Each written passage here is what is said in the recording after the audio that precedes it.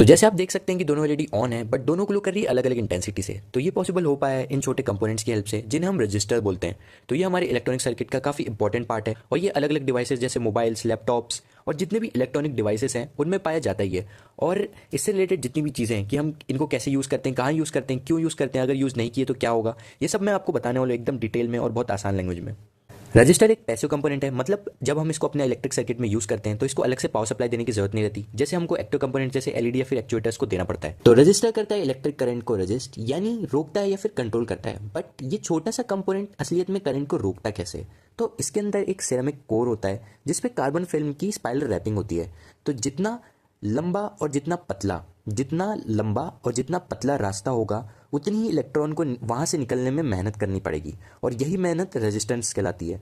तो जो एक्स्ट्रा जितनी भी एनर्जी हुई वो हीट के फॉर्म पे बाहर निकलेगी, इसलिए ये रजिस्टर गर्म हो जाते हैं जब इनसे इलेक्ट्रिसिटी पास होती है। अगर हमने रजिस्टर नहीं लगाए और डायरेक्टली एलईडी को या फिर किसी भी कंपोनेंट को डायरेक्ट बैटरी से कनेक्ट कर दिए तो एलईडी के केस में जो एलईडी का रेजिस्टेंस रहता है वो ऑलमोस्ट जीरो रहता है। तो अगर हम ओम्स लॉ के फॉर्मूले में इसको पुट करते हैं तो अगर रेजिस्टेंस ऑलमोस्ट जीरो है तो हमारा जो करंट रहता है वो उस रेजिस्टेंस के साथ इन्वर्सली प्रोपोर्शनल रहता है। तो अगर रेजिस्टेंस ऑलमोस्ट जीरो जाएगा तो इन्फिनिटी हमारा जो करंट रहेगा वो इन्फिनिटी की तरफ भाग जाएगा।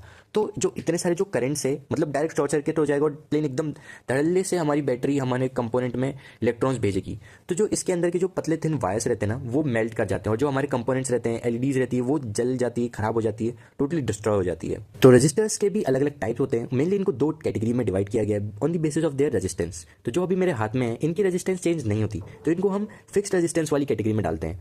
तो फिक्स्ड रेजिस्टेंस में आते हैं कार्बन फिल्म, मेटल फिल्म और अलग अलग टाइप के। तो जैसे इसमें लिखा हुआ है योल रजिस्टर में 33 किलो ओम, तो इसकी जो रेजिस्टेंस है वो फिक्स्ड है, मतलब प्लस माइनस 10 या फिर 5% रहती है, बट मेनली मोटे मोटे पकड़ के इसकी रेजिस्टेंस सेम ही रहेगी।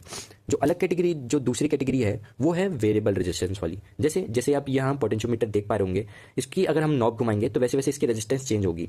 तो इसमें आते हैं रियोस्टैट, पोटेंशियोमीटर और अलग अलग दूसरे टाइप के। और जो तीसरी कैटेगरी रहती है वो है एसएमडी वाली, है ना। तो ये नॉन लीनियर रेजिस्टेंस वाली कैटेगरी में आते हैं। तो जैसे आप यहाँ ब्लैक वाले आप देख पा रहे होंगे, मैं इसमें दिखाता हूँ। यहाँ जो ब्लैक कलर से R1 R2 ये सब दिख रहे होंगे, ये छोटे छोटे रजिस्टर्स ही हैं। तो हम देखते हैं कि डिसाइड कैसे करना है कि कितने ओम का और कौन सा रजिस्टर अपने सर्किट में लगाना है। तो इस चीज़ को कैलकुलेट करने के लिए हम ओम्स लॉ का ही एक्सटेंडेड फॉर्मूला